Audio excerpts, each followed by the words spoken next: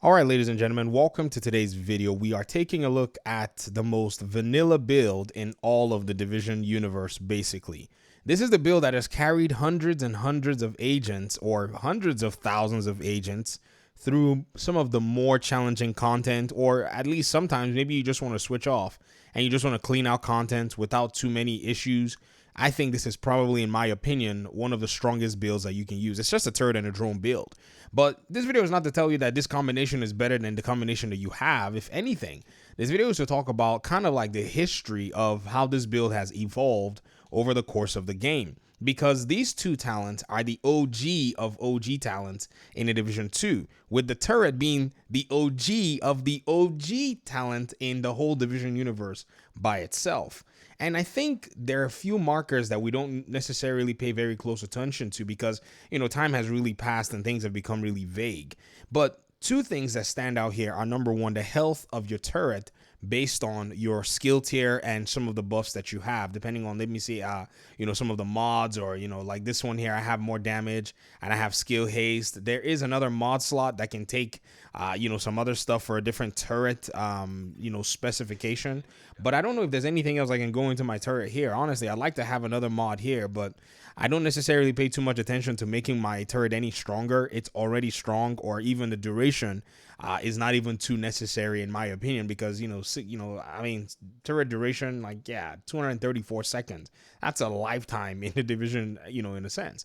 The drone, on the other hand, its health and the amount of the duration was also minimized at a point in the game's lifespan because it was just too strong. And there are enemy types now, based on modifications that you can do, that can pretty much disable your drone. They can hit it with the disrupt, they can hit it with a shock, and it will pretty much keep them in a really sweet spot. And one thing too is the turret and a drone build, being vanilla, was always very easy to build. However you wanted to pull it off, you could just pretty much come to a spot. You could drop your turret, you could drop your drone, and then you could just start, flaying bad guys. It was just so cool in the way that it worked. Let's go ahead and kind of work on this control point real quick, and let's see how things go from here. Because this is really fun. And then I'm just going to basically just, activate that. And let me shoot this guy real quick. That's going to pretty much, he's going to try to bring out a turret. He has a turret himself. And then this guy over here that might try to come and mess with me. Let's mess with these guys real quick. I mean, just look how much they're peeling off, it's insane. Look at that. Because you could do different configurations. You could use, overcharge, and that would even still, grant you a lot more benefits. Someone has already deployed a turret that's already shooting, but I already have those two doing work while I can sit here and talk. I can have a drink. I could literally go and, make myself dinner while the turret and the drone pretty much continues to help me net DPS and even raking XP. I mean, I get it. Their cooldowns are going to eventually, need that, and so on and so forth. Like the health of, you see the drone? The drone has basically, become, butter. I mean, it's gonna maybe take out that guy, and then it's gonna be done. Once it's done, it's probably gonna come back to me. It doesn't have too much health left, but I'm gonna target some folks in here. And this is kind of that build philosophy that really did bring this particular build into the Division. Also, you have to look into the fact that, number one, when this game came out, the devs were kind of bragging about the fact that, a lot of the players had to use cover because the enemy damage proportionality was insane. In fact, they force you in this game to play more in cover than the very first game. So that was a very big thing about them. I remember, what's his name? Terry Spire. Yeah, he's the one who had that very popular, or maybe a little bit not so popular, tweet where he said, watching Division agents play the game, every single one in cover. This was during the time where they took the game to E3, and a lot of players were playing and they had to use cover, man. You could not stay outside for 1 minute. The game eventually reduced enemy damage, but I think somewhere around Warlords of New York, those same damage modifiers were restored. So this then not only, made the turret and drone build important, it made it even much more important than it already was.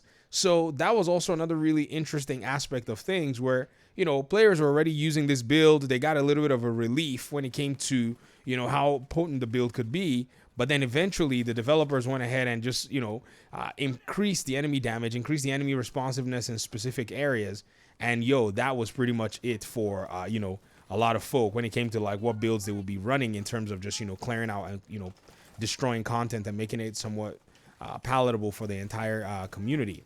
So this is, in my opinion, what I think is the OG build in the division, like in the division 2 anyways. Like in the division 1, you also had your turret builds. Don't get me wrong, whenever you're running, skill builds, with what we call the tacticians build, those were builds that actually ran skill power with the tactician, gear set. This was a gear set that was dedicated to using your skills, unlike the Division 2 where we have brand sets and gear sets that could allow for you to use your skills, in many capacities.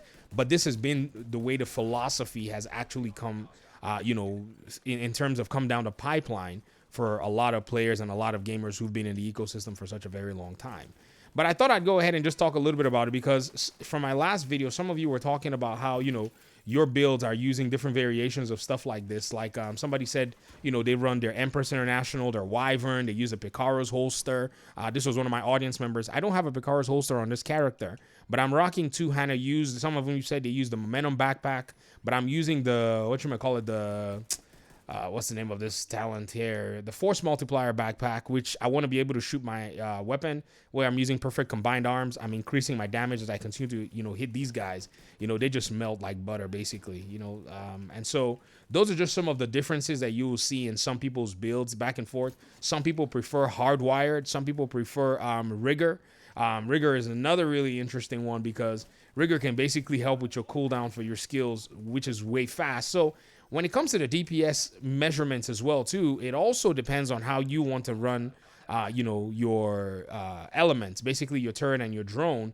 Do you want that instant, restoration in a sense? Rigor is one of them that would do a good job for you, as well as hardwire. And so different methodologies of running them, still continue to exist. And I think this is probably one of the more historic aspects of the division in the way that it's played. But anyways, I'll keep rocking this, mission here, and I'll get out of your hair. I'll get the XP. I like jumping in when the season is restarted, and I'll just let my, turret and drone get the job done. But thanks so much for watching the video. I'd love to hear your thoughts, and I'd love to see your build, setups when it comes to your turret and drone. And even those who are new players, they get to benefit from this. And even returning players who are using old setups, they can pretty much benefit from, the new stuff right now. So thanks for watching. I got to go before this guy sneaks up on me. Peace out.